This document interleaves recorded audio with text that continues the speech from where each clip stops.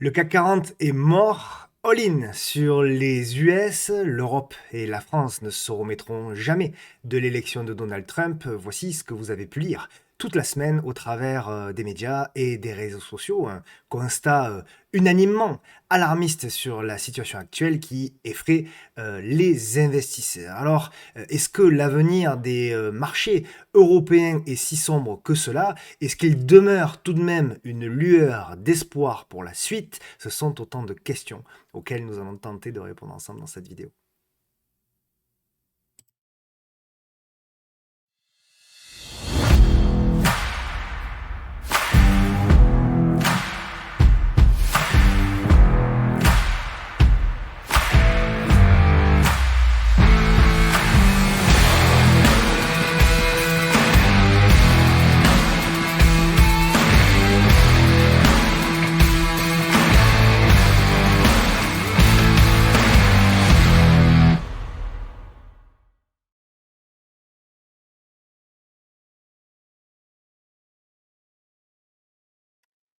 Bonjour à toutes et à tous et bienvenue sur votre nouvelle vidéo hebdomadaire bourse, trading et investissement qui s'intitulera cette semaine La mort du CAC, point d'interrogation. Comme d'habitude, le petit message d'avertissement qui stipule que le contenu de cette vidéo est à unique but pédagogique et informatif qui ne constitue en rien un conseil, que vous êtes seul responsable de vos investissements et donc de vos trades. Pour me suivre sur les différents réseaux sociaux, vous avez tout qui est affiché à l'écran. Bien sûr, vous pouvez activer la clochette sur la vidéo YouTube afin de recevoir une notification dès lors que je publie une nouvelle vidéo. Je remercie les partenaires qui me permettent de produire ce contenu, notamment Trade Republic, avec qui vous pouvez bénéficier d'un petit cadeau de bienvenue en activant le lien qui est en description de la vidéo. Hibou avec l'expertise fondamentale, avec qui d'ailleurs nous réalisons un live la semaine prochaine. Vous pouvez bénéficier de 1 mois gratuit en allant directement sur le site. N'hésitez pas. Urutia, la gestion privée. Et bien sûr, le logiciel Pro Airtime qui a sorti, vous le savez, l'application. Désormais, il y a même des alertes qui sont possibles sur l'application. Et l'application, bien sûr, elle est gratuite également. Donc, on a un programme intéressant, bien sûr. Les marchés bougent, évoluent. Il y a beaucoup de choses que l'on va voir, notamment sur la première partie éco. La question qu'on va se poser et à laquelle je vais tenter de répondre, enfin de répondre, du moins de donner mon avis, c'est est-ce que le CAC 40 est mort finalement? Est-ce que Donald Trump vient définitivement de tuer le CAC 40? Et on va répondre d'abord avec, comment dirais-je, une analyse un peu, en prenant du recul, hein, une analyse un peu éco, macro. Puis ensuite, on rentrera bien sûr dans le détail des actions avec l'analyse du CAC et du CAC Small, mais aussi l'analyse de certaines actions comme L'Oréal, Sanofi, Michelin, Air Liquide, Kering, Airbus, Rémi Cointreau, Equasens, Alstom, Virbac, GTT, Société Générale, Eurofins Scientifique, AMG, Alphen, ASML Holding, Total Energy, Ubisoft, Thermador, Adyen, Justit, qui a bien progressé d'ailleurs cette semaine, Valbiotis, HelloFresh, ça ce sera plutôt en Allemagne, on avait fait le suivi il y a 2 semaines de mémoire, donc on va reprendre un petit peu. Et puis on partira aux États-Unis avec, vous le savez, peut-être mon action favorite, Amazon.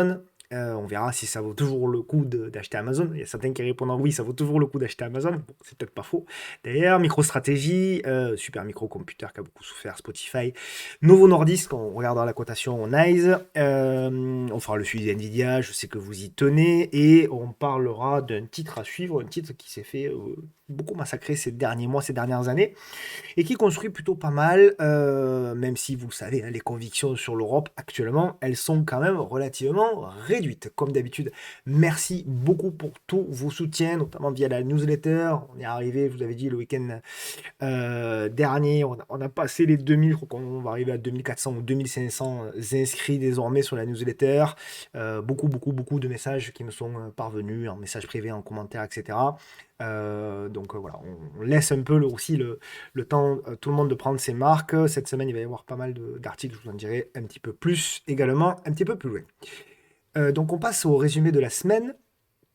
Semaine, hop, j'active ma caméra, me voilà, semaine marquée, bon, bien évidemment, hein, par la continuité quelque part de l'élection de Donald Trump, etc. Nous y reviendrons.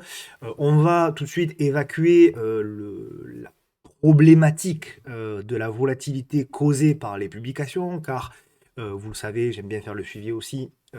On va rentrer, ça y est, dans la période à partir de la deuxième quinzaine de novembre. Nous y sommes où le nombre de publications ralentit fortement. Ici, sur ce tableau-là, vous avez le nombre de publications additionnées entre la France, la Belgique et les Pays-Bas.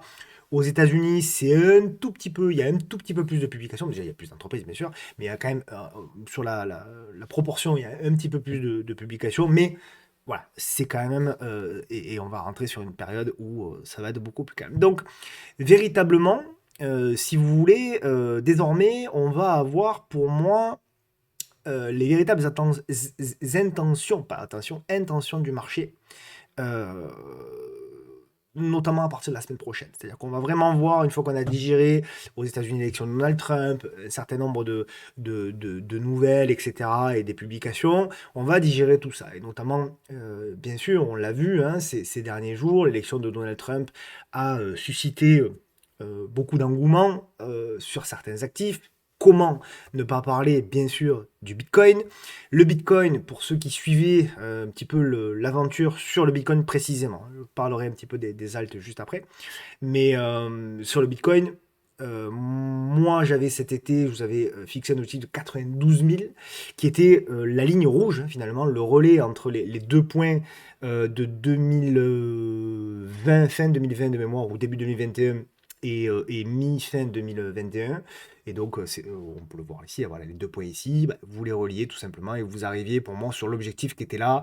Voilà, 90, 91, 92, c'était par là. Je crois qu'on a fait 94 au plus haut. Donc, pour moi, je vais faire attention à ce que je dis parce que c'est toujours la même chose. Cet été, quand on était aux alentours des 50, tout le monde disait bah, c'est fini, le Bitcoin c'est mort. Et nous, souvenez-vous, on était plutôt positif sur le Bitcoin, on disait que c'était plutôt des zones d'achat. Et maintenant, plus personne n'est alors négatif, je parle même pas de négatif, n'est neutre sur le Bitcoin. Bah, écoutez, moi je le suis sur cette zone de prix-là, aux alentours des 90. Je suis plutôt sur du moins je suis pas sur une optique de renforcement sur ce niveau de prix-là sur le Bitcoin. Sur le Bitcoin.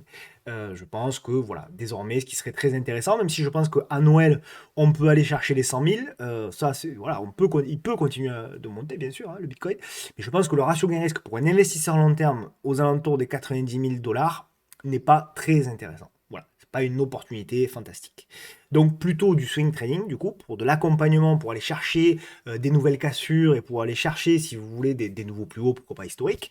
Mais voilà, ce sont des accélérations qu'on joue, c'est du momentum, c'est du swing trading, voire même peut-être de l'intraday pour certains.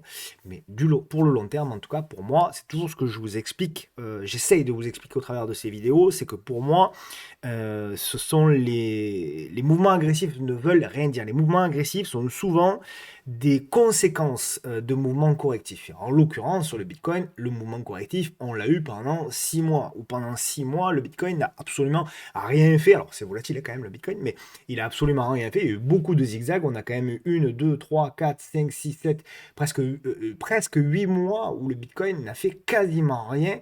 C'est-à-dire a eu une volatilité de, allez, on va dire 15 000 dollars, ce qui est très peu, et s'est installé pour construire. Et si vous voulez, pour moi, alors oui, il y a des déclencheurs, on trouve, le marché trouvera toujours des motifs qui vont vous faire dire oui, le Bitcoin monte parce que Trump, parce que, etc.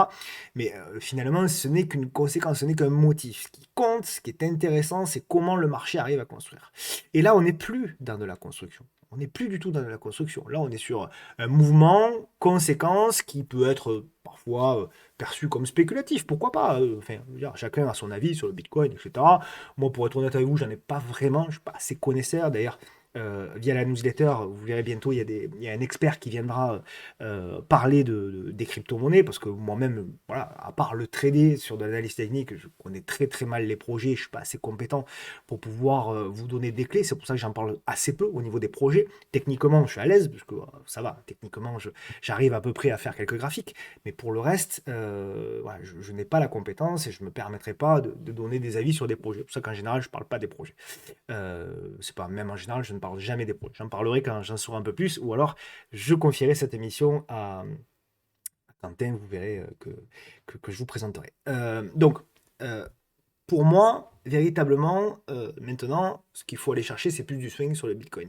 Par contre, ce qui est intéressant, et je ferai certainement, on va attendre, on va laisser un peu le marché consolider, etc. Mais ce qui va être intéressant, c'est dans une quinzaine de jours, 3 semaines, de regarder un peu les constructions intermédiaires sur le Bitcoin, mais notamment sur les altcoins, voir un peu les constructions. Et on a vu, il y avait pas mal de constructions très intéressantes, des premiers départs. Et ce qui est toujours intéressant, encore une fois, c'est après comment le marché va construire après ces premiers départs. Parce que c'est là où vous avez les meilleurs ratios gain-risque. Donc, il y en a pas mal qui m'ont dit cette semaine, fais une vidéo sur le Bitcoin, etc. C'est le moment de faire une vidéo. Pour moi, pas encore, il faut attendre encore un petit peu, il faut attendre les constructions. Quand j'aurai les constructions, je vous ferai une vidéo et on en parlera et je vous proposerai des stratégies, il n'y a aucun problème. Mais pour moi, là, il y a trop d'euphorie. Je veux surtout pas vous dire, allez, il faut y aller sur le Bitcoin à 94 000 et que certains restent pendus tout en haut. Donc voilà, quitte à laisser passer le momentum, je sais que pour faire des vues, il vaut mieux parler du Bitcoin maintenant. Mais je préfère moi attendre que ça se calme un peu, vous savez, la dernière vidéo sur le Bitcoin, on l'avait fait cet été, je crois, ou juste avant l'été. Donc on était en pleine dans la figure de construction. Pour moi, c'était le bon moment pour vous parler de Bitcoin. Alors effectivement, ça fait moins de vues que si j'en parlais maintenant, mais c'est pas grave. Moi, l'objectif de mes vidéos, c'est pas de faire des vues, c'est que les gens qui regardent se disent ah ouais, ok, là c'est intéressant. Il y a quelque chose à gratter.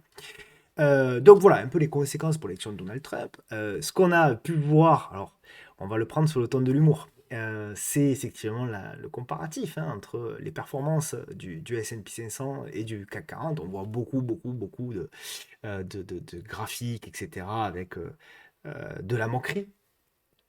Et en général, par expérience, lorsqu'on commence à voir de la moquerie, c'est souvent des moments où le marché adore se retourner.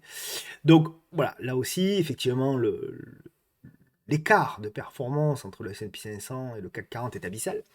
J'ai pas souvenir, alors que j'en avais discuté, je sais plus avec qui m'avait parlé des années 80, mais j'ai pas vérifié, j'ai pas souvenir qu'on ait un tel écart de performance entre l'Europe et les États-Unis.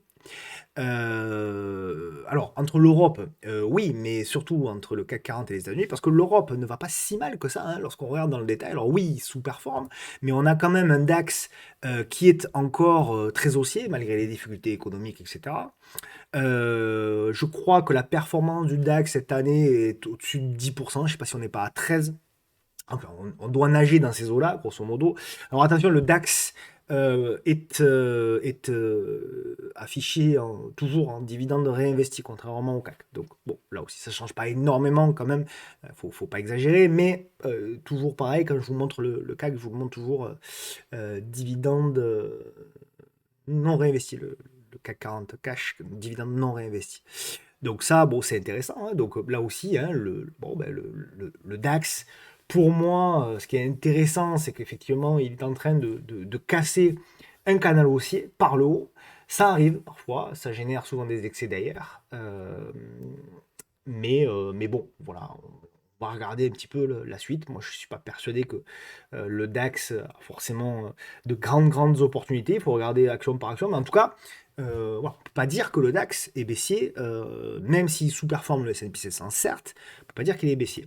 L'Eurostock 50, qui est effectivement beaucoup plus juste pour regarder finalement les performances européennes, bien l'Eurostock 50, lui, c'est pareil. Alors, il a une performance moindre par rapport au DAX. De mémoire, cette année, on est aux alentours des 10%. Mais bon, voilà, à ce stade aussi, on peut pas dire que c'est baissier. On peut pas dire que on est sur quelque chose d'extrêmement puissant, mais on n'est pas baissier. Donc véritablement, à ce stade, le vilain petit canard, entre guillemets, et celui qui sous-performe, c'est le CAC 40. C'est véritablement le CAC 40. Alors, je veux répondre à un certain nombre je vais pas répondre, préciser un certain nombre de choses que j'ai pu lire parce que c'est pas grave. Bien sûr, il faut bien commencer un jour, mais il y a beaucoup de néo-investisseurs qui rentrent en bourse et qui disent bon ben voilà, la surperformance des États-Unis par rapport au reste du monde a toujours été. C'est faux de dire ça. La performance, la surperformance des États-Unis par rapport au reste du monde est quelque chose également, comme malheureusement, enfin malheureusement non, pas malheureusement d'ailleurs, est quelque chose qui est commun, qui est cyclique. La surperformance et que c'est quelque chose de commun avec à peu près tout dans la vie. Et la surperformance des États-Unis est également cyclique. Alors, ce qui change, et je vais vous expliquer le graphe, ce qui change, c'est effectivement la durée de la surperformance et la puissance de la surperformance. Ça, les cycles ne sont pas égaux. Ça, c'est tout à fait juste de le dire. Mais lorsqu'on regarde, vous le voyez, c'est pas un graphique à 2000 ans, hein, ce graphique, c'est un graphique depuis les années 70. Donc ça fait, allez, on va dire une cinquantaine d'années, un petit peu plus, que l'on a de la cyclicité. Et vous voyez, des cycles, depuis les années 70, il y en a quand même eu 2, 4, 6, 8, il y a eu 10 cycles. 10 cycles sur les 25 dernières années. C'est pas rien quand même. Alors effectivement, vous avez en gris les cycles où comment dirais-je, les États-Unis ont surperformé le reste du monde. Et vous avez en violet les cycles où c'est le reste du monde qui a surperformé les États-Unis. Alors, j'entends déjà ceux qui vont dire: «Oui, mais aujourd'hui, les États-Unis, par rapport à la tech et cetera, voilà, c'est un monopole, donc plus jamais on rattrapera ça». Mais ça a toujours existé. Dans les années 80, les États-Unis étaient encore plus grands par rapport au reste du monde, vu encore plus grand par rapport au reste du monde que maintenant. Il y a toujours eu des périodes où les États-Unis ont été beaucoup plus forts que le reste du monde, hein, la preuve. Mais sachez que les choses peuvent aussi bouger, peuvent aussi évoluer, même si ça paraît, même pour moi, impossible aujourd'hui.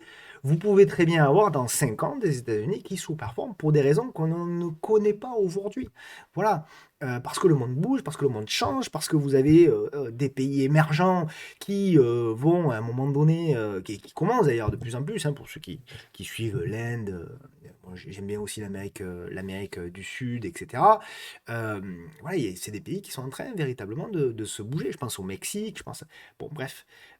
Donc, voilà, toujours garder en tête que ça aussi peut changer, d'autant que les perspectives économiques de 2025, et c'est là où ça va être également intéressant d'observer les statistiques économiques et macroéconomiques, notamment aux États-Unis, voir quelles sont-elles. Parce qu'on a eu effectivement, bon, sous l'administration Biden, des chiffres, et notamment sur la fin, qui ont été très bons, très très bons même, étonnamment très très bons même. Bon, tant mieux pour les États-Unis. Espérons que ce ne soit pas juste des angles qu'on en a arrondis pour essayer de favoriser la réélection des démocrates. Nous verrons, on aura la réponse, je pense, sur le premier semestre 2025. Et en tout cas, ce qui est intéressant, ce sont la source de Statista, c'est que ben, la plupart hein, des pays sont en train, petit à petit, de revoir leur perspective économique, hein, et notamment aux États-Unis, où on attend quand même une baisse de 0,6%, donc de baisse de croissance annuelle du PIB. Là où, contrairement donc à l'Inde, à la Russie, bon, ok, aux États-Unis, là où ben, voilà, on voit notamment l'Allemagne, par exemple, qui, elle, prévoit un rebond. Alors, ils sont tellement tombés bas, vous me direz, que bon, l'Allemagne ne peut que rebondir, mais n'empêche que ça aussi, peut-être que le marché va le reconsidérer. Et vous avez pu voir, alors là, on va être globalement satisfait, c'est que cette semaine, c'était hier, je crois, Jérôme Powell quand même qui a dit que le rythme des baisses de taux tant attendues pourrait être moins vif que ne l'espère le marché. Parce que, un, l'économie US va bien pour le moment, et deux, souvenez-vous ce qu'on disait très récemment, le petit drapeau rouge de l'inflation a ressurgi en crispant un peu les investisseurs. Parce qu'il y a des éléments, et la Fed n'est pas totalement aveugle, et il y a un certain nombre d'éléments qui font que, eh bien, on s'attend de plus en plus à des rebonds de l'inflation, impulsés notamment, pourquoi pas, par la Chine, par l'impression, le bazooka monétaire de la Chine. Et ça pourrait effectivement causer des rebonds de l'inflation avec quelque part des répercussions, notamment aux États-Unis. Alors, la question qui est posée, c'est est-ce que le CAC 40 est mort et quelque part, est-ce que l'Europe est morte? Parce que effectivement, on a bien sûr le Donald Trump qui, a priori, va aussi jouer la carte du protectionnisme et quelque part va nous couler. Alors on peut le voir évidemment dans ce sens-là. On peut dire Donald Trump va définitivement nous tuer. Les États-Unis avec Jérôme Powell qui ont une croissance et qui ont beaucoup de résilience économiquement parlant, eh bien, vont arrêter de baisser les taux et ça risque de nous faire mal parce que nous, déjà qu'on a du mal en Europe, déjà qu'on a du mal en Europe à avoir un minimum de croissance, et si en plus on baisse plus les taux, ça risque d'être d'autant plus compliqué. Donc ça, c'est ce que tout le monde nous explique. euh, et c'est quelque part les causes qui vont faire que le CAC 40 va mourir. Mais on peut aussi avoir l'aspect, le côté positif, c'est que quelque part, est-ce que c'est pas une carte à jouer ça pour l'Europe? C'est-à-dire, finalement, est-ce que l'Europe, au pied du mur, ne sera pas dans l'obligation de réagir et ne sera pas dans l'obligation finalement de se détacher des volontés des États-Unis? Moi, je l'espère, j'y crois, et donc je suis pas si négatif que ça sur l'Europe. Je fais le même constat que vous, bien sûr. Il faut être aveugle pour voir que l'Europe n'est pas en difficulté, bien sûr, on est d'accord. Mais moi, ce qui m'intéresse, c'est la projection. La projection, pas demain matin, la projection dans 3 ans. Et je me dis, oui, ok, on peut avoir encore des moments très difficiles, mais est-ce qu'à un moment donné ou un autre, on va pas avoir une Christine Lagarde qui va dire, ok, ben, on va arrêter finalement de suivre, comme on le fait depuis 30 ans, les États-Unis, et de suivre toutes les volontés, on va se détacher, on va construire une nouvelle Europe indépendante, on va continuer, nous, de baisser le taux parce qu'on va faire ce qu'a fait toujours les États-Unis, et que nous, on a suivi, on va dire, de manière fragile, on va relancer l'économie, on va donner la priorité au travail, on va construire des industries, on va... Bon, je suis utopique hein, dans mon raisonnement, on est d'accord. Mais moi, j'y crois. Voilà, je vais peut-être vous étonner, je vais en étonner la plupart, mais moi, j'y crois encore. Et je crois encore que c'est au pied du mur que l'Europe va réagir. Et je crois quelque part que Trump ferait une grave erreur en essayant de couler et de d'étouffer définitivement l'Europe, parce que ce serait peut-être le moment où l'Europe décidera, ce sera peut-être l'Europe qui décidera de se détacher des États-Unis et véritablement de construire une nouvelle Europe beaucoup plus ambitieuse, beaucoup plus proactive, beaucoup plus indépendante, et je l'espère, eh bien, beaucoup plus riche. Donc voilà, c'est le message d'espoir quelque part. Vous voyez, je ne suis pas aussi négatif, pas du tout, par rapport à ce qui se dit. Évidemment, si on continue à avoir des dirigeants plus ou moins compétent, ça sera compliqué, mais je veux croire que ça peut changer. Tout ceci, on parlera de l'inflation, notamment avec un intervenant de la table des investisseurs dans la newsletter, hein, vous le savez, donc la newsletter qui vous permet bien sûr de bénéficier gratuitement hein, par mail de décryptage de l'actualité économique, de l'accès au portefeuille forteresse, des analyses de publication et des stratégies d'achat, des conseils en gestion privée, en immobilier, des outils et des screeners de Pro Time. Je suis en train de vous préparer un article sur mon screener. Vous savez, Trend Following, on avait fait une émission il y a 3 semaines sur le trend following, donc où je vous avais partagé un screener.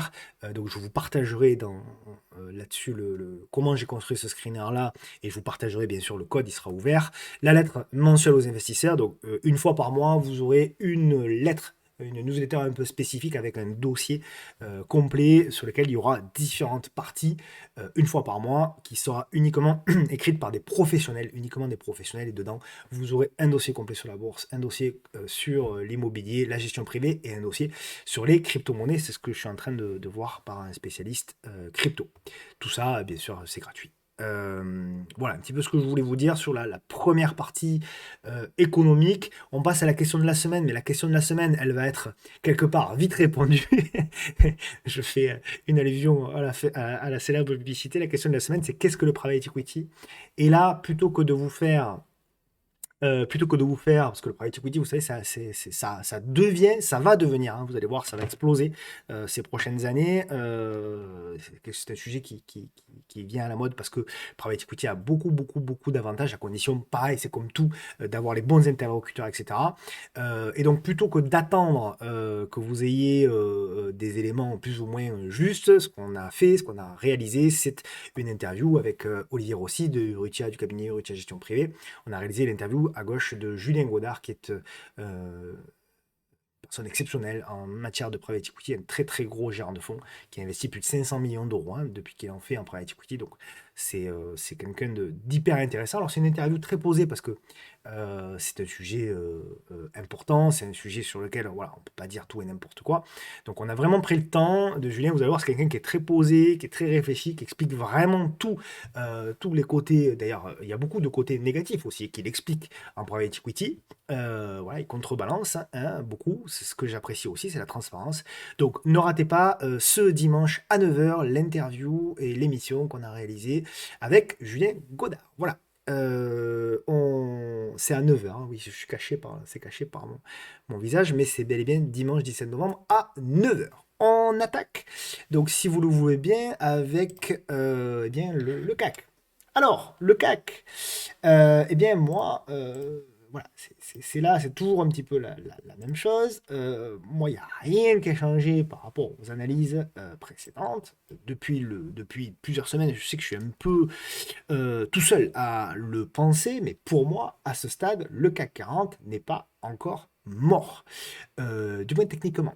Techniquement, tant que vous avez dit on tient l'oblique qui a été touché ici en mars 2020, ici en octobre 2022, ici en août 2024, pour moi, c'est pas mort. Je vous avais dit tant qu'on reste au-dessus de la ligne verte, c'est-à-dire les 7002, 7180, 7002, 7220, toute cette zone, pour moi, tant qu'on la tient, c'est positif. Et là, pour le moment, je dis bien pour le moment, au moment où on se parle, c'est-à-dire vendredi 15 novembre à 11h, pour le moment, cette zone, elle tient. Et on peut voir même qu'on a, pour le moment, même une construction potentielle de retournement. Alors attention, c'est dégradé. Bien sûr que c'est dégradé, hein, on est d'accord. On évolue, tiens, je fais un petit peu de ménage. On évolue toujours sous la M10 hebdomadaire, sous également la M10 mensuelle. Donc les tendances court, moyen terme sont baissières. D'accord. Le flux est baissier. Donc je n'ai pas véritablement de signal de retournement, du moins sur les unités moyennes et très longues. Donc là-dessus, euh, je ne suis pas en train de dire que je suis positif sur le CAC 40. Je suis juste en train de vous expliquer ce qu'on disait précédemment, c'est que finalement, à ce stade, pour moi, il y a encore de l'espoir. Voilà. Et on le voit, vous avez une oblique qui est tracée ici. Pourquoi pas, vous avez voilà, ce genre de choses qui est en train, là c'est pareil, on ajustera en fonction des chandeliers, hein. Pour le moment c'est des projections. Et ce qu'on dit depuis un petit moment, et ce que je vous explique depuis un petit moment, moi ce qui va m'intéresser, c'est la construction là-dedans. Effectivement, 100% d'accord, si on casse tout ça, rendez-vous au 6008. Et là ce sera une belle zone d'ailleurs pour acheter pour les long-termistes. Mais c'est pas fait encore. En revanche, si la construction casse par le haut, qu'on commence à réintégrer les 7350, etc., objectif, c'est d'aller chercher d'ici la fin de l'année les 7006. Et pourquoi pas plus si affinité pour plus tard. Nous verrons. On n'en est pas encore là également. Mais entre les deux, pour moi, nous sommes toujours dans de la construction. Et on le voit, même dans la chute, c'est ça qui est pour moi, révélateur. C'est que vous prenez, donc il y a combien? Une, deux, trois, bon la bougie d'aujourd'hui est pas achevée, hein, bien sûr. Une, deux, trois, quatre, cinq, six, sept, huit, neuf, 10, 11, 12 bougies, on va dire. Sur les 12 dernières bougies, vous en avez quand même une, deux, trois, quatre, cinq, six, presque 7 qui sont vertes. Ou bleues en l'occurrence sur le graphique. Ce qui veut dire que le cours de clôture a été supérieur au cours d'ouverture. Ce qui veut dire que chaque fois que le CAC 40 a baissé, et il a continué de baisser, la tendance est effectivement dégradée, à chaque fois, il y a quand même malgré tout des acheteurs qui se sont présentés. Et ça, pour moi, c'est quand même intéressant. C'est quand même intéressant, ça veut quand même dire que il y a toujours quand même du monde qui tente de jouer des rebonds. Et ça, c'est positif. Alors pour le moment, ce rebond, euh, il n'est pas suivi, si vous voulez. Voilà, il n'y a pas, pour moi, c'est des rebonds pour le moment techniques, euh, pas assez profonds, mais Ce qui va être intéressant, encore une fois, c'est à partir de la semaine prochaine. Voilà, à partir de la semaine prochaine, voir si on est capable de tenir ces niveaux-là, si on est capable de congestionner, si on est capable de casser par l'eau. Donc pour moi, encore une fois, je l'ai martelé la semaine dernière, je vais pas le refaire tout le long de la vidéo, mais pour moi, à ce stade, le CAC 40 n'est pas encore mort. Ok. Le small. Alors, le small, lui, c'est un petit peu plus dégradé. C'est pas encore mort, mort, mort, mais c'est quand même un petit peu plus dégradé, puisque lui, voilà, à ce stade, il est revenu donc sur le support. Ce qu'on espérait la semaine dernière, c'est qu'on break, qu'on arrive à tenir la M10, et qu'on repasse au-dessus. Pour le moment, c'est pas du tout le cas. Donc le signal, de toute façon, vous le savez, à moyen long terme, ce sera de repasser au-dessus de cette oblique ici en pointillé noir. Très bien. Là, pour le moment, on joue le support. On joue le support ici, le support horizontal du 3 octobre. Le support ici globalement du 27 juin, du 6 août, et donc nous y revenons. Donc là, très bien, super. Tant qu'on tient, ça va. Si on lâche, par contre, danger, danger, danger, danger. Et si on lâche, pour moi, objectif, revenir au 9006. Donc là, ça ferait quand même une baisse marquée supplémentaire, hein. Je pense que là, ce sera un crack, hein, latent, entre guillemets, hein, si vraiment on lâche. Là, par contre, on va avoir vraiment chaud. Et je pense qu'il y aura une news, hein, qui sortira, ou alors que vraiment les États-Unis corrigeront fortement et que nous, on ne tiendra pas. Et après, la zone très long terme, elle est là.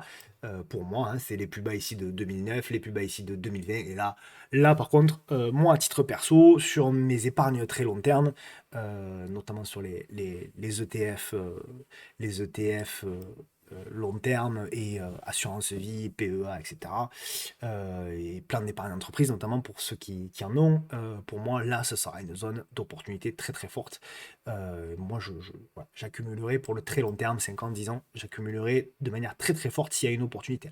C'est déjà pas mal ici, mais aux alentours des 9000, là, pour moi, ce sera une très très grosse opportunité. Voilà. Voilà pour le CAC Small. On passe aux actions, si vous le voulez bien. Je crois que j'ai à peu près tout dit. Donc on passe désormais aux actions avec L'Oréal.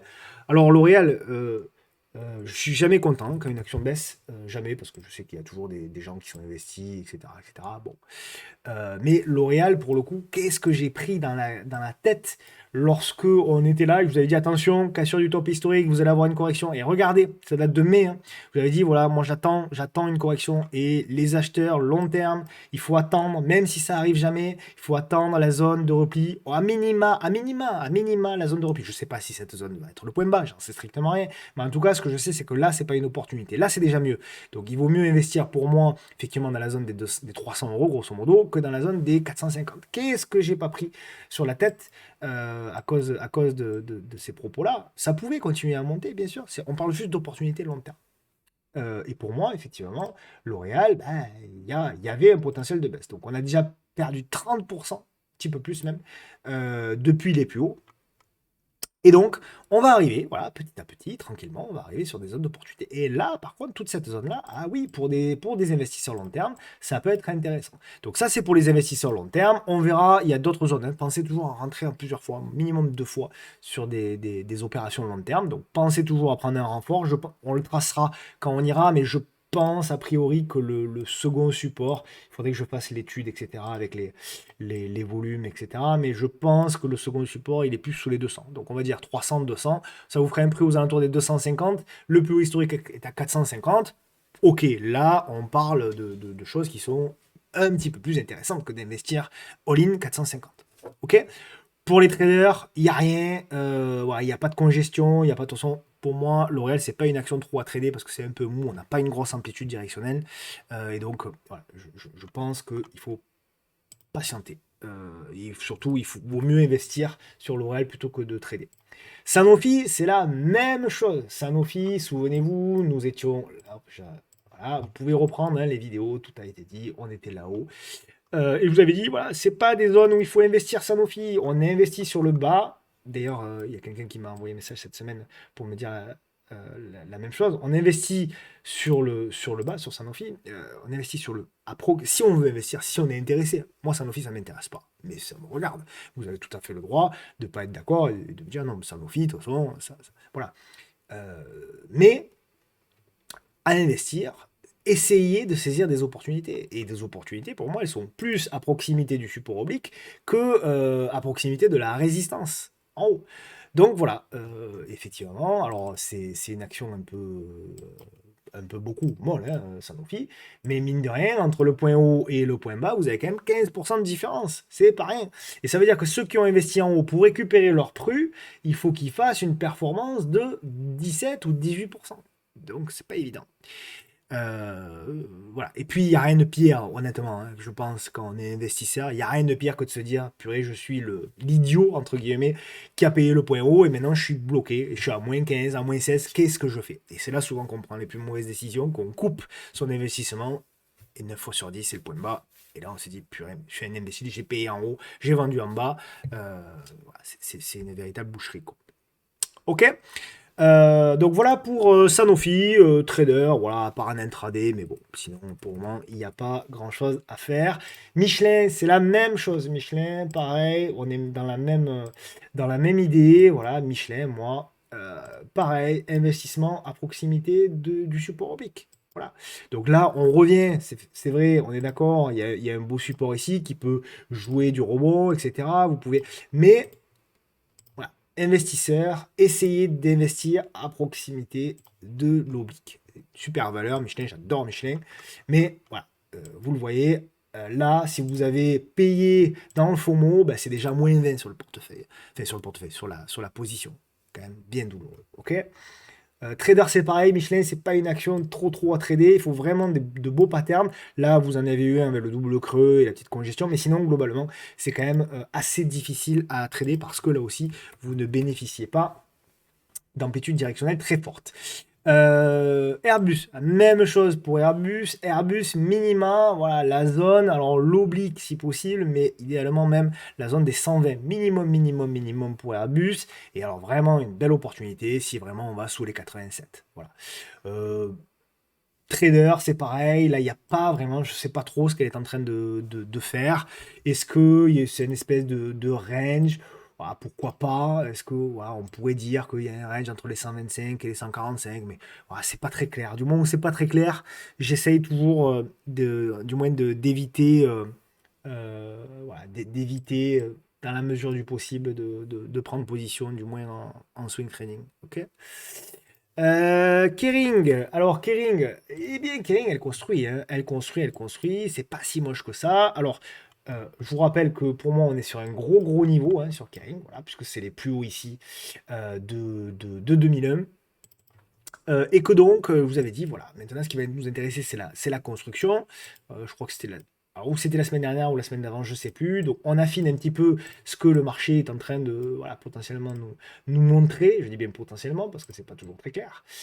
Mais voilà, on est toujours dans la construction. C'est pas mort là aussi au niveau du luxe. Moi je trouve que le luxe, je montre pas les VMH parce que je le montre régulièrement, donc on essaie un peu de tourner. Mais je trouve que ce n'est pas mort. Et tant que le luxe et les bancaires ne lâcheront pas, j'estime que le CAC n'est pas encore mort. Ok?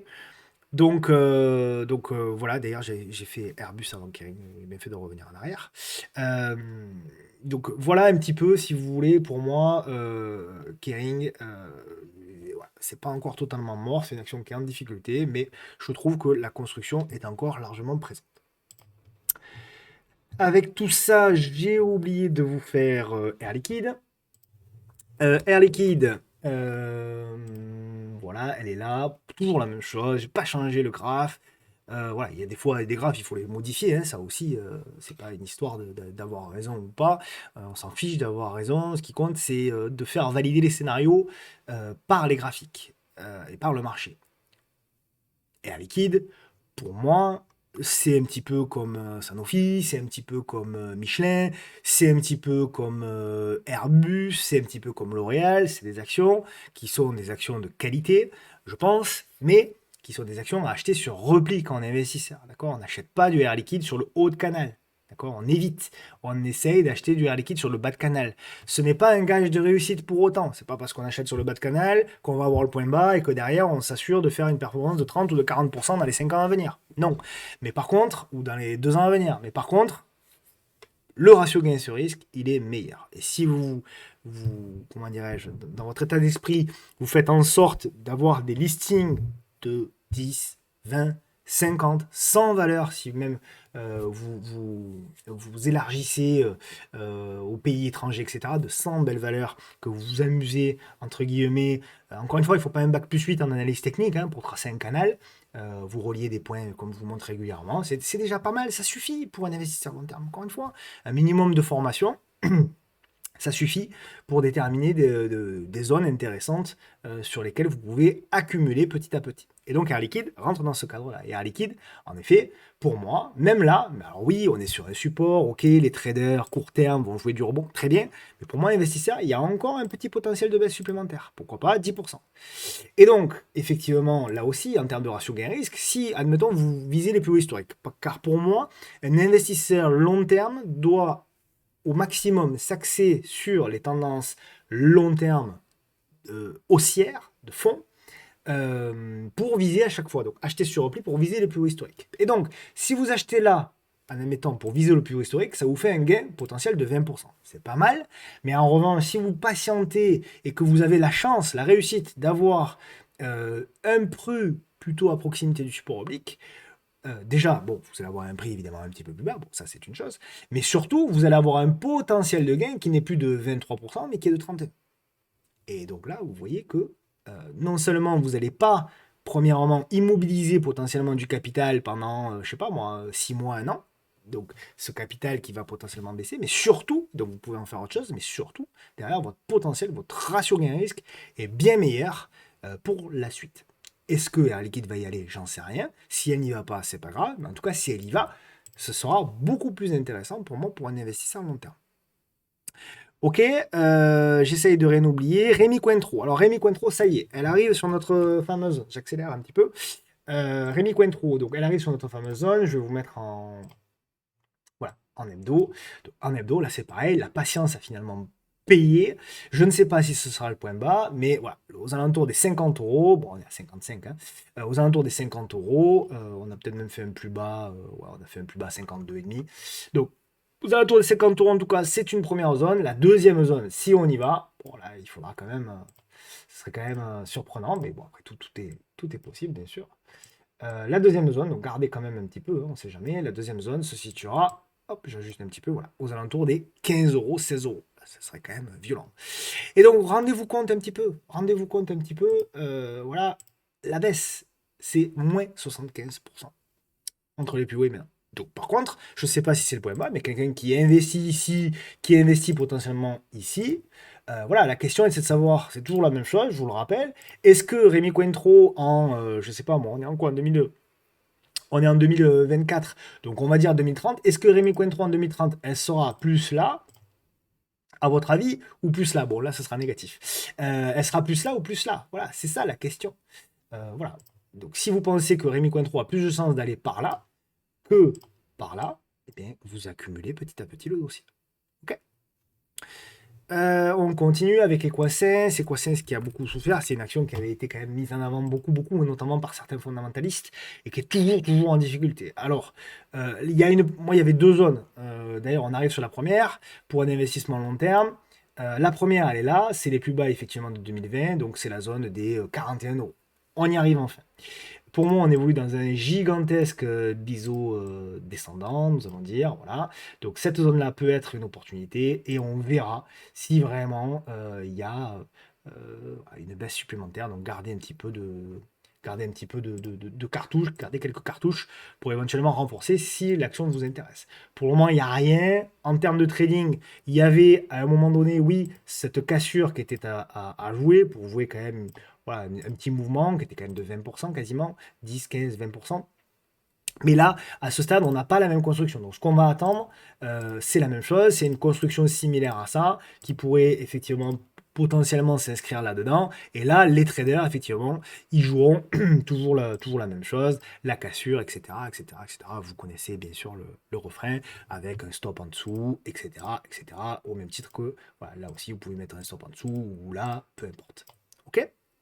Donc voilà, donc investisseur là et plus bas, trader, pour le moment, on laisse tomber. Alstom, donc Allo qui s'est bien reprise.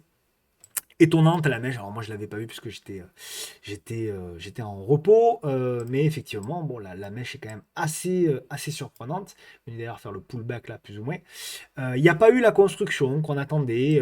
Voilà, moi j'attendais une construction, j'attendais un repli à proximité de l'oblique, il n'y a pas vraiment eu. Donc pour moi c'est quand même très difficile, à part en intraday, où il y avait vraiment des choses à faire en intraday, oui.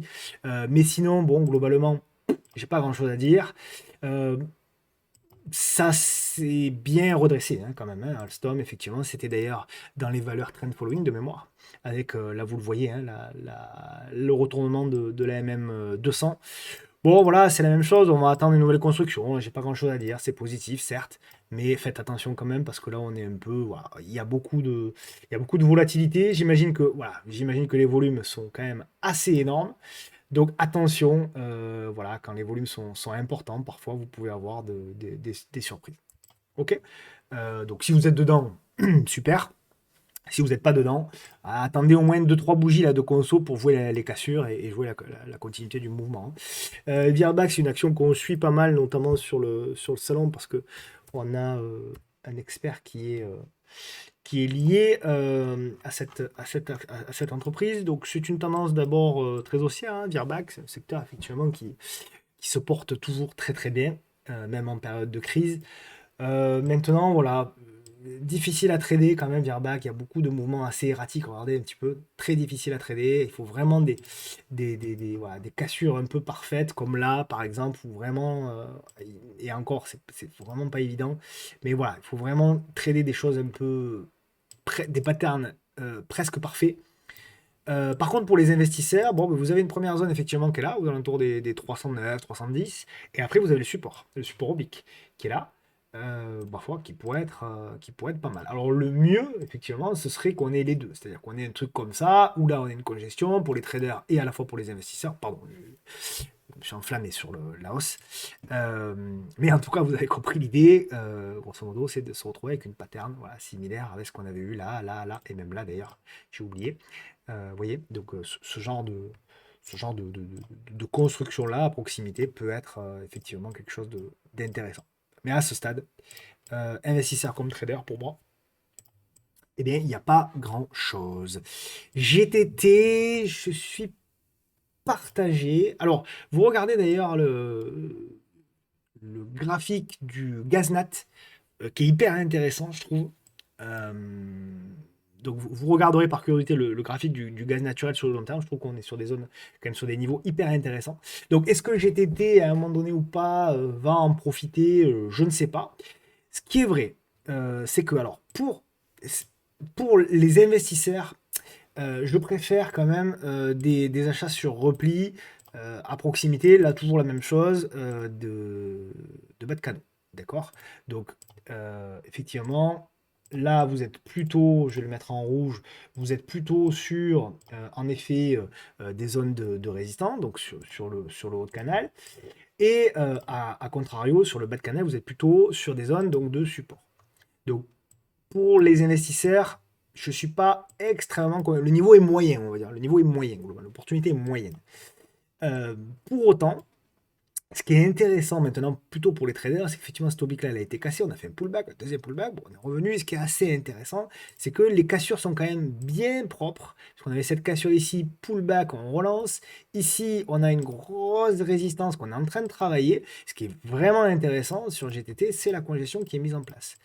Et donc, ce qu'on va surveiller, c'est potentiellement. Alors, pour les plus agressifs, c'est la casse. Alors, on verra la clôture de la bougie parce que, effectivement, ce soir, la clôture sera différente, le plus haut sera différent, mais il faut voir au-dessus des 140 euros s'il n'y a pas quelque chose à tenter. Et pour les plus agressifs, sinon, au-dessus des 141. Ce qui est intéressant également, c'est que, alors, ouais, bon, j'allais dire, les volumes sont moyens, mais ouais, c'est ça, ils sont moyens. Ce qui sera intéressant peut-être, c'est si la semaine prochaine, on a voilà, 2-3 bougies de plus, elle a quasiment plus de volume.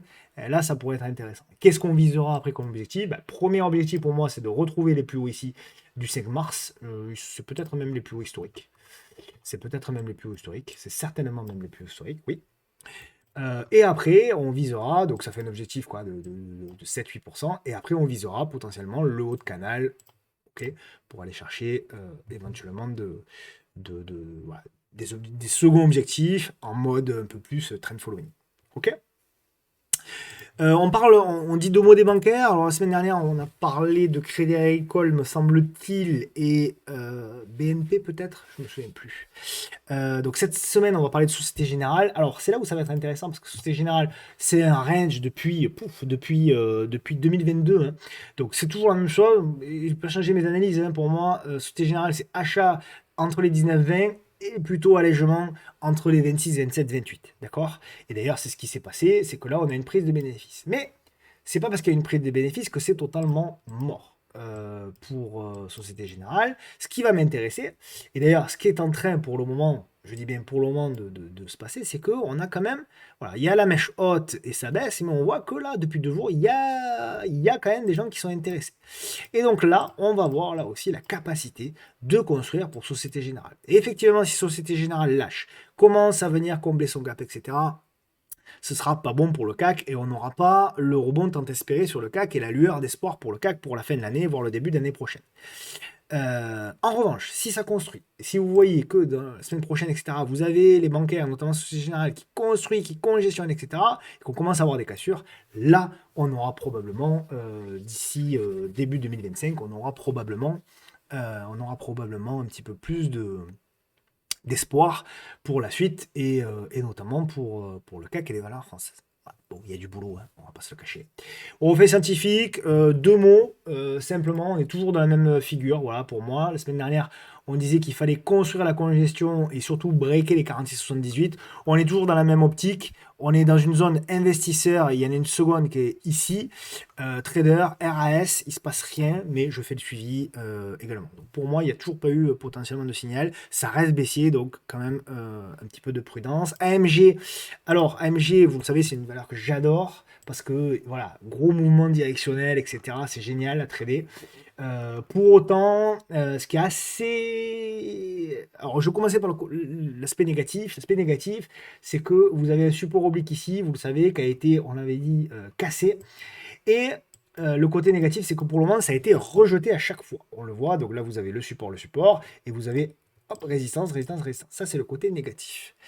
Le côté positif, c'est que il y a des acheteurs. Il y a des acheteurs et on pourrait avoir, c'est ce que j'espère, on pourrait avoir, espérons-le, là-dedans, quelque part de la construction. Donc ça va être intéressant à suivre. Pourquoi pas d'ici la fin de l'année, si on a là aussi de la réduction de volatilité, qu'on réintègre, qu'on arrive notamment à repasser au-dessus de la moyenne mobile à 200 jours, qui pourrait se redresser. Vraiment, un scénario, je me projette, hein. On se projette, hein, mais c'est loin d'être fait. Mais voilà, il faut le surveiller encore. C'est pas mort encore pour AMG. Là où on commencera à dire, bon, là, c'est si on repasse sous les 14 euros, etc. Là, on considérera très certainement que cela devient un petit peu plus faible pour AMG, quoi, hein. On passe à Alphen. Alphen qui construit toujours. Alors, c'est volatile, hein, pareil, c'est une valeur que j'aime beaucoup techniquement parce que c'est une valeur qui est volatile. Et pareil, on construit, on construit. Alors c'est dur, hein, c'est dur, bien sûr, etc. Mais voilà, on construit, c'est pas si mal que ça. Il y a beaucoup, beaucoup, beaucoup, beaucoup, beaucoup de boulot à faire. Mais on le voit, la zone de résistance, elle est assez claire. Elle est là, aux alentours des 13,50 € jusqu'à 14 euros. Il va falloir repasser au-dessus pour pouvoir espérer. Mais on voit la volatilité se resserre. On voit également les volumes qui se resserrent. Donc, c'est une action qu'il va falloir surveiller parce qu'elle aussi, on le sait, elle est capable d'accélérer et elle est capable très facilement de vous prendre 20-30% en quelques jours. Donc on va voir si effectivement, eh bien, la semaine prochaine, et éventuellement plus tard, on arrive à repasser au-dessus de tout ça et à relancer. ASML Holding, là c'est pareil, ASML Holding, c'est voilà, toujours dans la zone, on est sur le bas de canal, vous voyez, c'est un canal haussier, donc toujours sur le bas de canal, hop, hop, je nettoie un peu tout ça. Donc pour moi, investisseur, la zone, on le disait, la zone des 600, 610, etc. est une belle zone. Il y en aura une seconde qui sera très certainement beaucoup plus basse si on y va, qui sera effectivement la zone entre les 340 et les 390 euros. Ok, donc pour moi, c'est pas si mal que ça. On avait bien construit ici la congestion. Il y a eu le gap à l'os, donc c'était pas forcément évident. Mais voilà, pour moi, on est toujours sur ASML Holding également dans de la stabilité, dans de la neutralité. Et là aussi, on va avoir Et on va voir plutôt la capacité qu'aura ASML Holding à construire pour jouer de la relance et pour jouer potentiellement un retour vers les 800. Contrario, on lâche les 600, gros danger sur ASML Holding. Total Energy, ça réagit, mais on bloque pour le moment, en tout cas, sur les anciens supports qui font désormais résistance. Donc, ce qui est intéressant sur Total Energy, c'est que nous étions effectivement sur un canal haussier. Canal haussier où, ben, effectivement, il y avait cette oblique-là, on a cassé, on a construit là-dedans, mais on n'est jamais arrivé à dépasser les 63,50, 64 euros. Et depuis, on est bloqué notamment aussi par l'aplatissement ici de cette moyenne mobile à 200 jours, et depuis, c'est dégradé. Donc, l'oblique ici, pour moi, maintenant, on peut la supprimer. On aura plutôt, je pense, cette résistance ici, qui sera véritablement, à mon sens, de toute évidence, la zone de résistance à passer. Alors, là, effectivement, on avait, vous le voyez, le beau support qui a été travaillé. Ce qui me gêne, c'est qu'on l'a cassé. Et là, pour le moment, on bloque. Donc il faut d'abord repasser au-dessus des 58 euros pour pouvoir avoir un petit peu plus d'espoir. Ok. Donc on reste en attente. On peut même déjà s'amuser quelque part à tracer une projection d'oblique potentielle. Je dis bien potentielle. D'accord. Même s'il n'y a que 2 points de contact. C'est toujours bien de projeter ce que le marché peut faire plus tard. Donc je dirais que voilà, tant qu'on ne repasse pas au-dessus de cette oblique en rouge, on reste potentiellement vigilant. Et c'est presque même en cas de signal de retournement, presque pour ceux qui veulent shorter, presque un potentiel, si vous avez un signal, potentiel short pour aller revenir sur la zone des 50 euros ici. Okay. Donc c'est dégradé, moi, à ce stade, Total Energy. Ubisoft RS. Donc pas de nouvelles, bonnes nouvelles, vous me direz, pour cette OPA. De Tencent notamment. Bon, c'est de la congestion. Elle est impressionnante quand même, cette congestion. Elle est vraiment pas moche. Hein. Donc voilà, on en est toujours au même point. Que disent les volumes? Bah, les volumes sont en chute libre. Donc c'est intéressant. Mais il y a toujours voilà, cet aspect spéculatif qui fait que quelque part, ok, en cas d'OPA, vous allez effectivement avoir de la performance, mais en cas d'annonce qu'il n'y a pas d'OPA, eh bien, vous pouvez avoir de la déception et vous pouvez prendre un gap baissier. Donc attention à la taille de position, mais voilà, je suis obligé de constater comme vous que ben, la congestion, elle est quand même assez intéressante. Mais voilà, encore une fois, attention aux tailles de position. Thermador, qui est une valeur que j'apprécie, qui revient petit à petit. Celle-là, ça fait des années que je l'attends sur la zone de support, des années et des années. Il y a 2 zones pour moi sur Thermador que j'attends. Donc c'est les plus bas de 2022 et les plus bas de 2023. Donc c'est les 61, 66 et toujours pareil, la zone des 33, 39. Donc voilà les 2 zones sur lesquelles, si l'action vous intéresse, sur lesquelles vous pouvez investir. Pour moi, on construit une figure de continuation hein, quand même. Voilà. J'ai l'impression que c'est quand même une figure de continuation. Donc après, voilà, vous pouvez ajuster, on peut être un petit peu plus bas, etc. Mais j'ai l'impression quand même que ça, c'est une figure de continuation. Voilà, j'ai l'impression. Techniquement, ça me semble plutôt être le cas. Donc pourquoi pas. Mais pour optimiser votre investissement, essayez plutôt d'acheter voilà, sur le bas de la figure. Donc plutôt, on va dire, plutôt dans la zone basse, je dirais même 61, 60, 62, voilà, plutôt que sur les 66, si vous voulez vraiment optimiser. Ou alors vous accumulez petit à petit. Hein. Gardez un renfort au cas où ça part en cacahuète.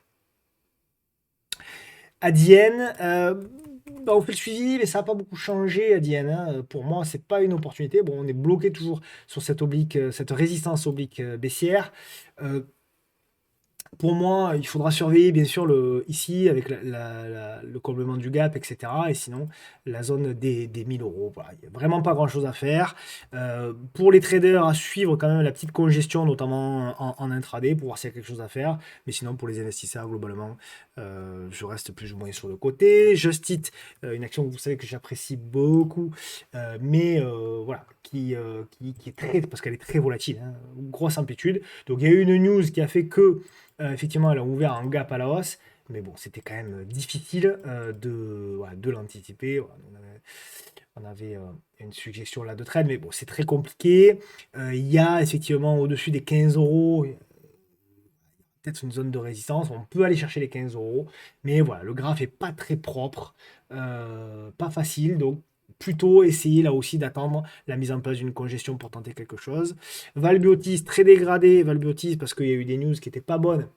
Mais voilà, il y avait des news qui n'étaient pas bonnes ici. Regardez le gap baissier.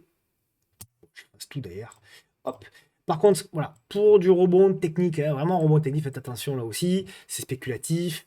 Voilà, on a peut-être des tentatives. C'est assez propre, hein. Je pense que le marché a vu ça. Pardonnez-moi. Je pense vraiment que le marché a vu cette oblique-là, vu la propreté. Euh, voilà, on peut avoir cette espèce de biseau là, voilà, qui pourrait être là. Ok. Donc à voir également les volumes, ouais, qui sont pas énormes. Donc pourquoi pas. Il y a un double top qui est en train de se dessiner. On verra. Non, c'est pas un double top. Ouais, il y a une petite. Pourquoi pas au-dessus des 1,29 € en objectif. Vous pouvez aller éventuellement chercher bah, la zone des 1,43. Et après, vous avez une zone ici à 1,67. Et après, vous avez une zone ici à 1,80. Ce serait déjà pas mal. Donc à voir. Par contre, attention, hein, si derrière vous repassez sous les 13 ou etc., ce sera quand même dangereux. Faites attention là encore une fois à la taille de position. Et l'eau fraîche, j'ai rien oublié. Non, j'ai rien oublié. Je fais gaffe, hein. Chaque fois je me fais gronder après. Hello Fresh. Bah, souvenez-vous, on visait, ça fait un petit moment, hein, il y avait le biseau descendant ici, il y avait la congestion, bon, il y a plein de choses, la petite congestion ici, la nouvelle congestion là. Donc on a comblé quasiment le gap, c'était l'objectif qui avait été proposé. C'est pas mal, c'est pas mal. Donc bah, pour moi, je suis toujours positif.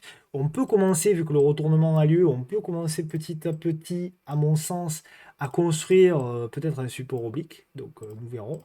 Est-ce que si on prolonge, ouais, c'est pas mal, hein. C'est pas mal. Voilà, on peut commencer à construire un petit support oblique ici. Voilà.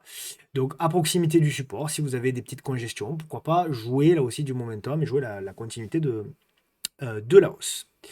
Ok, donc plutôt pas mal sur HelloFresh, tant que là aussi on tient la M10, etc., etc. Vous connaissez le refrain. On part aux États-Unis avec Amazon. Alors Amazon, je suis très à l'aise parce que c'est mon action peut-être favorite aux États-Unis. Pour autant, mes chers amis, je ne suis plus acheteur du tout sur Amazon. Alors ça peut continuer à monter, très bien, y a pas de problème. Mais pour moi, on n'est plus du tout sur des moments où il faut acheter. Vous avez proposé comme objectif, comme TP final, entre guillemets, final, parce qu'après vous pouvez très bien mettre un stop suiveur et accompagner, hein, tout est possible, on peut aller à 260, 280, 300, il n'y a pas de problème. Pour autant, je considère que sur ce niveau de prix-là, même si Amazon est une entreprise fabuleuse, je considère que sur ce niveau de prix-là, ce n'est pas une opportunité qui, elle, est fabuleuse. D'accord? Voilà, c'est aussi simple que ça. Pour de l'intraday, pour du swing de 2-3 jours, très bien. Pour de l'investissement long terme, vous pouvez à un moment donné, même si on a la capacité d'aller un petit peu plus haut, générer un excès, vous pouvez à un moment donné avoir un moment où ben, votre épargne pendant peut-être 1 an, 2 ans, 3 ans, j'en sais rien, ne fait rien. Donc voilà, le ratio gain sur risque, encore une fois, là-dessus, à mon sens, je dis bien à mon sens, il n'est pas extraordinaire. MicroStratégie, c'est la même chose. Alors, je sais que c'est l'entreprise à la mode, etc., etc. Moi, quand je vois ce genre de choses, ça me plaît pas. Voilà, ça me plaît pas. Donc, ça ressemble, hein, bien sûr, au graphique du Bitcoin. Et donc, si ça ressemble au graphique du Bitcoin, parce que l'entreprise est exposée, bien sûr, au Bitcoin, et que je pense que le Bitcoin n'est plus sur une opportunité d'achat, ce serait totalement illogique de vous dire MicroStratégie est sur une opportunité d'achat. Donc pour moi, MicroStratégie n'est pas sur une opportunité d'achat. Ok. Donc pareil, là aussi, si vous êtes pressé, vous pouvez éventuellement vous amuser à tracer voilà, des petits supports, etc. À voir. Donc on a eu effectivement la congestion, la cassure, et voir si on a une nouvelle congestion pour voir une nouvelle cassure. Ok. Mais là, d'ailleurs, ça a déjà bien baissé, hein, puisque entre le plus haut et maintenant, vous avez déjà 15% de baisse. Donc c'est pas rien. Je pense que ça peut durer. Donc, à voir si vous avez des constructions intermédiaires, oui, des petites pour jouer des petits momentum, mais investisseur, pour moi, c'est plus la zone qui est intéressante. SMCI, malheureusement, massacré pour les raisons que vous connaissez. Voilà, bon, on en avait beaucoup parlé, je ne vais pas revenir sur SMCI, etc. Il n'y a rien à faire, le graphe est dégradé, encore une fois. Là aussi, on est venu, voilà. Alors, on va voir, il y a ce gap là, bon, voilà, je l'ai tracé là, il y a ce gap haussier, mais il y en a un autre qui est là. Donc, on va voir sur ces niveaux-là si ça réagit. À ce stade, j'ai rien, rien du tout. Il faut attendre de la construction. Voilà, là aussi. Des constructions, il y en a eu quelques-unes qui étaient pas mal, notamment ici, etc. Mais voilà, derrière, vous avez des news. Hein. Donc, quand il y a des news, malheureusement, l'analyse technique, elle est pas dans la capacité de contrer hein, ces news-là, malheureusement. Spotify, c'est un peu la même chose. Hein. Moi, je suis pas acheteur. Je suis pas acheteur sur Spotify. Alors, regardez, hein, souvenez-vous, hein, la cassure des bas, ce que je vous dis souvent, la cassure des hauts, il faut faire attention. La cassure des bas historiques, c'est là où il faut regarder s'il y a des constructions. Cassure du bas historique, construction. Regardez un petit peu. Regardez un petit peu. La construction qui avait eu fabuleuse, on en avait parlé en 2022 avec la congestion. Regardez un petit peu les bougies, les toutes petites bougies, fabuleux. Regardez un petit peu la réduction des volumes. Et là, en ce moment, on est à l'exact opposé. Exact opposé. Il n'y a plus de congestion. C'est le FOMO monstrueux. Il y a même un biseau ascendant qui a été cassé par le haut, typique, pour moi, typique du bouquet final, quelque part, potentiel, potentiel. Donc attention, attention, je dis pas que ça peut pas continuer à monter, mais faites gaffe, n'investissez pas bêtement maintenant en vous disant ça ne peut que monter, non, ça peut, regardez les volumes, regardez les volumes, regardez les volumes. Vous avez vu les volumes là? Voilà. Donc, attention à ces pics de volume, moi je suis toujours extrêmement prudent lorsqu'on a des pics comme ça, regardez là aussi, lorsqu'on a des pics de volume, regardez les pics de volume quand on les a là, c'est souvent des moments où il y a des petits, entre guillemets, c'est pas péjoratif, hein, j'en fais partie, des petits particuliers qui rentrent et des fonds qui en profitent pour sortir, d'accord? Donc voilà, minima, attendez un repli, attendez une congestion pour pouvoir tenter des petits mouvements. Investisseurs, vous laissez tomber, bon, on tracera plus tard les supports obliques, etc. Ok? Novo, là c'est pareil, Novo, tout le monde en parlait sur les plus hauts. Qu'est-ce qu'on a pu voir comme tweet, comme Fred, etc. Bon, voilà, on a une belle épaule, tête et épaule d'ailleurs, la ligne de coup cassée, donc pour le moment c'est dégradé, il n'y a absolument rien. Donc investisseur long terme, je me mets en hebdo, voilà. Investisseur long terme, pour moi il y a encore de la marge, on peut encore continuer à baisser, pourquoi pas cette zone-là, on verra, je n'ai pas encore l'ampleur de la baisse, donc si vous voulez, vous n'avez pas la même zone d'achat si ça fait ça, que si ça fait ça. D'accord? Donc la zone, c'est pas du tout la même. Mais en tout cas, ce qui est sûr, c'est que c'est la zone à proximité du support oblique qui a été travaillé une fois, deux fois, trois fois, quatre fois. Donc si on revient à proximité, là, on sera sur une opportunité. D'accord? Novo a déjà baissé de 30%. Ok, et enfin, avant de passer au titre à suivre, on va parler de Nvidia. J'ai pas grand-chose à vous dire sur Nvidia, si ce n'est que, alors investisseur, c'est mort. On n'investit pas pour moi sur Nvidia maintenant. Par contre, la construction, voilà, c'est ce qu'on disait hein, depuis là, voilà, la construction est toujours très très belle. D'ailleurs, il y a une très très belle congestion, c'est assez rare sur Nvidia qui est en train de se mettre en place, donc c'est positif à court terme sur Nvidia, il y a un ralentissement des volumes, donc là, toujours pareil, si on break, on peut encore tenter voilà, de gratter quelques pourcents pour aller chercher de nouveaux plus hauts avec un stop court. Par contre, investissement, on attend d'être à proximité du support oblique, notamment, etc., etc., etc. Donc, on en est loin encore pour l'investissement. Donc, voilà. Pour des renforts, pour de la stratégie en mode swing trading, oui, avec plaisir. Mais en revanche, pour de l'investissement, non. Et enfin, le titre à suivre. Ah oui. Donc c'est LNA. Alors c'est pas. Je passe de Nvidia à LNA sans transition. Hein. Ça finit par la même lettre, mais c'est pas du tout les mêmes fondamentaux. C'est pas du tout les mêmes fondamentaux. Alors, ouais, on avait fait pas mal d'analyses. Bon, je reviens pas en arrière parce que sinon on n'a pas fini. Mais en tout cas, voilà, on est toujours dans de la construction. J'efface les derniers. Voilà. On est toujours dans de la construction. On évolue là sous une oblique, etc. Donc c'est plutôt pas mal. Et ce qui est intéressant sur LNA, effectivement, c'est la congestion. La congestion qui est là, qui est pas mal. Là aussi, regardez les volumes. Voilà. Plus du tout de volume. Donc voilà, là aussi c'est spéculatif, faites attention, c'est pas des fondamentaux top, etc.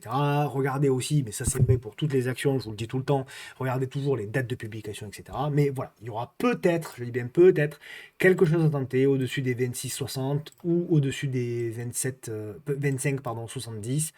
Le stop d'invalidation, alors voilà, il y a de grosses bougies rouges, donc c'est pas toujours hyper liquide, donc c'est compliqué, peut-être un stop en clôture journalière, etc. Mais voilà, peut-être voilà, 24,74 en stop ou un petit peu plus bas, ça dépend après votre horizon de temps, votre money management, ça dépend de plein de choses. Et on visera donc un retour sur les 27,20. Et si ça passe, alors à ce moment-là, on ira accompagner pour aller chercher cette zone au-dessus des 30,75. Voilà les amis. Donc n'oubliez pas, dimanche, 9 h, la vidéo super sur le private equity, hyper intéressante. Prenez le temps hein, parce que c'est une vidéo posée encore une fois. Posez-vous vous aussi parce que c'est quand même, voilà, c'est quand même assez technique, mais c'est hyper intéressant. Et voilà, je voulais vous dire quoi. Je voulais vous souhaiter d'abord un beau week-end. Je sais pas quel temps il fait chez vous, mais il fait beau dans le sud, mais pelle, c'est le cas de le dire. Donc voilà, profitez de vos proches.